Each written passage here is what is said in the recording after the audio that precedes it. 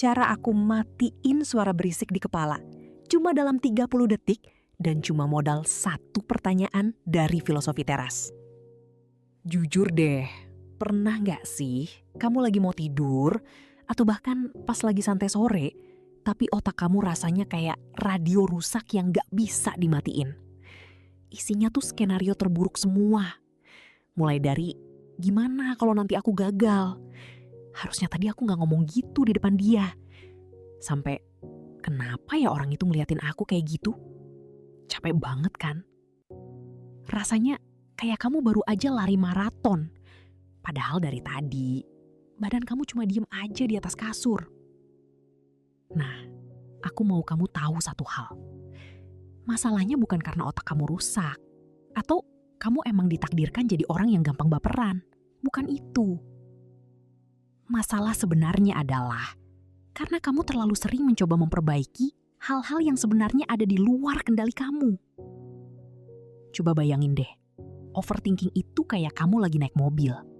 Terus, kamu injek gas sekencang-kencangnya. Tapi posisi giginya lagi di netral. Suaranya bising, mesinnya panas, bensinnya habis. Tapi mobilnya nggak jalan kemana-mana. Kamu cuma diem di tempat, sambil ngerusak mesin diri kamu sendiri. Dan ya, itulah yang terjadi di kepala kamu tiap malam. Kita sering ngerasa, kalau dengan mikirin terus-menerus, kita bakal dapat solusi. Padahal ya, kita cuma lagi muter-muter di lubang yang sama. Nah, jadi di filosofi teras atau stoicism, ada satu konsep sederhana yang bakal ngerubah cara pandang kamu tentang beban pikiran ini. Pertanyaannya gini, kalau emang overthinking itu nggak bawa kita kemana-mana, gimana caranya kita tahu mana pikiran yang perlu kita dengerin dan mana yang harus kita buang ke tong sampah kita? Semuanya berawal dari satu garis pemisah yang sering banget kita lupain. Garis pemisah itu sebenarnya sederhana banget, tapi dampaknya luar biasa kalau kamu benar-benar paham. Pernah nggak kamu dengar kutipan dari Seneca, salah satu tokoh stoik paling terkenal? Dia bilang, kita lebih sering menderita karena imajinasi kita sendiri daripada karena kenyataan itu sendiri. Coba deh, kamu ingat-ingat lagi. Pas kamu lagi overthinking semalaman sampai nggak bisa tidur. Apakah masalahnya beneran lagi terjadi di depan mata kamu? Enggak kan? Kebanyakan dari kita itu cuma lagi berperang sama bayangan yang kita buat sendiri. Misalnya nih, chat kamu cuma di-read doang atau belum dibalas selama 2 jam. Di kepala kamu, skenarionya udah kemana-mana. Kamu mulai mikir, apa aku salah ngomong ya? Dia kayaknya marah deh sama aku. Sampai jangan-jangan dia emang udah gak peduli lagi. Padahal kenyataannya, bisa jadi dia cuma lagi ribet, HP-nya lowbat, atau sesimpel dia lupa naruh HP di mana. Secara psikologis, ini terjadi karena kita punya kecenderungan buat jadi Tuhan atas segala situasi. Kita terobsesi pengen mengatur hasil akhir yang sebenarnya mustahil buat kita kendalikan. Kamu pengen mengatur cara orang lain memandang kamu. Kamu pengen mastiin masa depan berjalan 100% sesuai rencana kamu. Dan kamu merasa kalau kamu terus-terusan memikirkan itu, kamu bakal punya kendali. Padahal kenyataannya, kamu cuma lagi membakar energi untuk sesuatu yang gak ada wujudnya. Nah, otak kamu itu sebenarnya alat yang hebat untuk memecahkan masalah. Tapi kalau gak ada masalah nyata yang bisa diselesaikan sekarang juga, dia bakal mulai menciptakan masalahnya sendiri, biar dia tetap sibuk. Inilah yang bikin pikiran kamu jadi berisik. Kamu mencoba memikul beban dunia di pundak kamu. Padahal tangan kamu cuma 2. Tapi tenang, di filosofi teras ada satu tools mental yang bakal membantu kamu menyortir mana yang layak masuk ke pikiran dan mana yang harus kamu tendang jauh-jauh. Semuanya balik lagi ke satu konsep yang disebut dikotomi kendali. Dan kalau kamu paham cara mainnya, kamu bakal sadar kalau 90% hal yang kamu khawatirin sekarang itu sebenarnya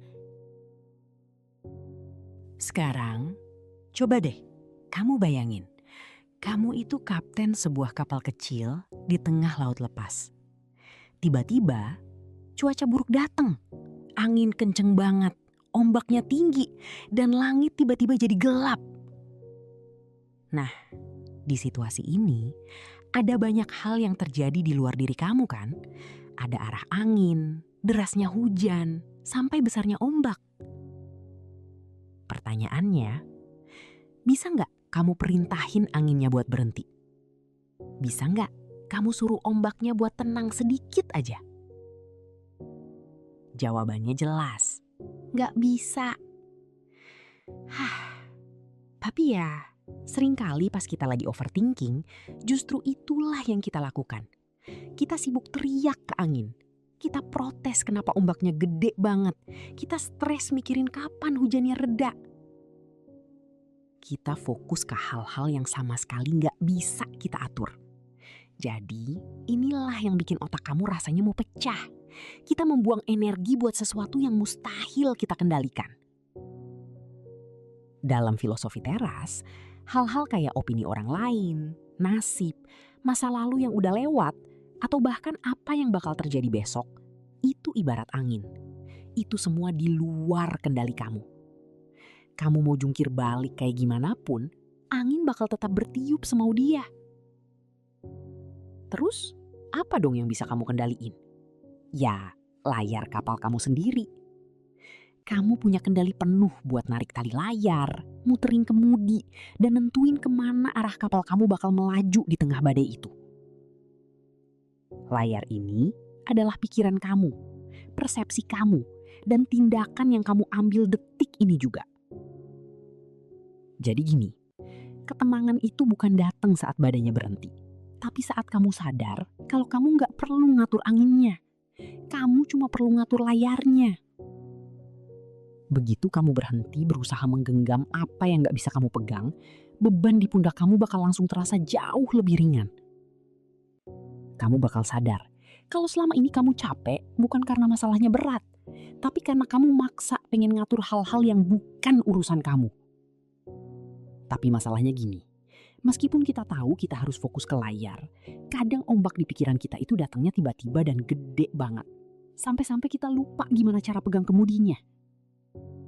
Nah, ternyata ada satu trik praktis yang bisa kamu lakuin dalam hitungan detik untuk membedakan mana angin dan mana layar ini saat otak kamu mulai berisik.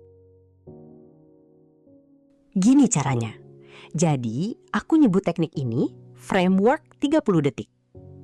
Pas kamu ngerasa otak udah mulai berasap karena mikirin hal-hal yang gak jelas, nah, langsung lakuin ini. Langkah pertama, berhenti dulu dari apapun yang lagi kamu lakuin sekarang. Tarik napas dalam selama 3 detik, tahan sebentar, terus buang pelan-pelan. Ini bukan sekedar napas biasa ya, ini tuh teknik grounding, biar kesadaran kamu balik lagi ke badan, bukan melayang-layang di pikiran yang berisik itu. Nah, pas kamu udah merasa sedikit lebih tenang, langsung tanya ke diri kamu sendiri satu pertanyaan kunci ini. Hal yang lagi aku khawatirin sekarang ada di bawah kendali aku atau di luar kendali aku? Coba jujur sama diri sendiri. Kalau hal itu adalah tindakan yang bisa kamu lakuin detik ini juga, misalnya belajar buat ujian besok, berarti itu jelas di bawah kendali kamu. Tapi kalau yang kamu khawatirin itu kayak, gimana kalau nanti soalnya susah? Atau, gimana kalau nanti dosennya galak? Itu udah fix di luar kendali kamu. Itu bukan wilayah kamu lagi. Kalau jawabannya adalah di luar kendali, aku mau kamu katakan ini ke diri sendiri dengan tegas. Boleh dalam hati atau dibisikin pelan-pelan. Ini bukan urusanku.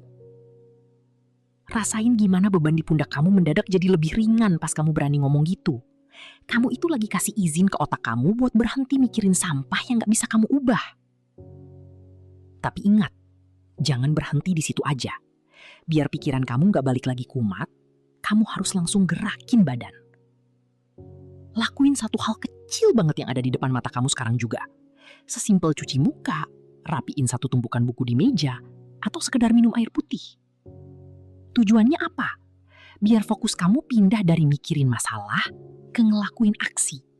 Kamu lagi ngasih sinyal kuat ke otak kalau kamu adalah pemegang kendali atas diri kamu sendiri, bukan budak dari pikiran kamu. Nah, kalau teknik 30 detik ini udah kamu kuasai, pertanyaannya sekarang adalah, gimana sih cara kita menjaga ketenangan ini biar nggak gampang goyah pas ada masalah yang lebih gede lagi? Karena jujur aja kan, dunia luar itu sering banget berisik tanpa permisi. Pada akhirnya, aku cuma mau bilang sesuatu sama kamu. Gak apa-apa kok kalau hari ini kamu masih ngerasa gagal buat bener-bener matiin overthinking itu. Jadi gini, stoikisme atau filosofi teras itu bukan tentang jadi manusia robot yang gak punya perasaan sama sekali. Sama sekali bukan itu. Ini tuh proses belajar seumur hidup. Tentang gimana kita belajar bangun lagi setelah berkali-kali jatuh ke lubang pikiran yang sama. Firmly but kind. Ingat ya, pikiran kamu itu seharusnya jadi kompas yang nuntun arah jalan kamu. Bukan malah jadi penjara yang ngunci potensi kamu. Aku tahu, dunia luar mungkin emang berisik banget. Ekspektasi orang di sekitar kamu mungkin kerasa berat. Tapi, satu-satunya orang yang pegang kunci pintu penjara itu sebenarnya adalah kamu sendiri. Kamu gak perlu jadi sempurna besok pagi kok. Kamu cuma perlu fokus buat jadi versi terbaik diri kamu. Di detik ini juga. Tanpa perlu terbeban sama hal-hal yang sebenarnya ada di luar kendali kamu. Jadi, tolong banget ya. Jangan biarkan skenario-skenario buruk yang belum tentu terjadi itu merampas ketenangan yang seharusnya kamu miliki sekarang.